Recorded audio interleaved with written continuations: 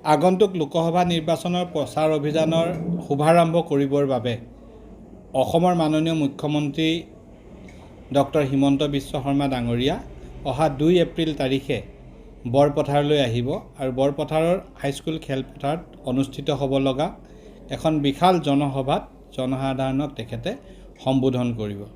মুখ্যমন্ত্ৰী মহোদয়ে নমিনেশ্যনৰ বিভিন্ন অনুষ্ঠানত অংশগ্ৰহণ কৰিছে।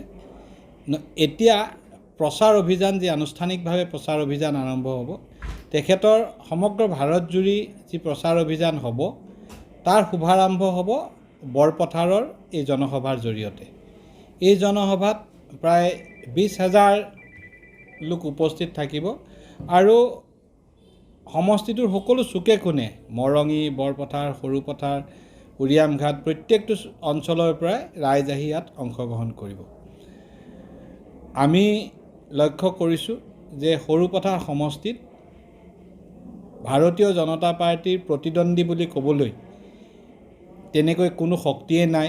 ৰজলিনা তিৰ্কীয়ে প্ৰতিদ্বন্দ্বিতা কৰিছে। তেওঁ যোৱা নিৰ্বাচনত আমাৰ লগতে প্ৰায় 40,000 ভোটত পৰাজিত হৈছিল আৰু পৰৱৰ্তী অৱস্থাত কংগ্ৰেছ দলৰ অধিকাংশ লোকেই ভাৰতীয় জনতা পাৰ্টীত যোগদান কৰিছে।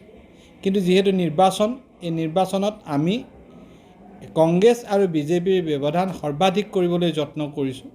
আৰু ডিলিমিটেশ্যনৰ পূৰ্বৰ যি সৰুপথাৰ সমষ্টি, এই সৰুপথাৰ সমষ্টিৰ পৰা আমি বিজেপি দলৰ প্ৰাৰ্থী মাননীয় কামাখ্যা প্ৰসাদ তাছা ডাঙৰীয়াক 1 লাখ ভোটৰ ব্যৱধানত লিড দিয়া বা অগ্ৰগতি দিয়াৰ সংকল্প গ্ৰহণ কৰিছোঁ আৰু সেই উপলক্ষে আমাৰ দলীয় কাৰ্যকৰ্তাসকলে ইতিমধ্যে কাম কাজ আৰম্ভ কৰিছে। কিবা সুধিবা লাগে? মুখ্যমন্ত্ৰী সেইদিনা অকল ৰাজহুৱা সভাত অংশগ্ৰহণ কৰিব। তাৰ আগতে তেখেতে ডিফু লোকসভা সমষ্টিৰ মনোনয়নত অংশগ্ৰহণ কৰি ইয়ালৈ আহিব।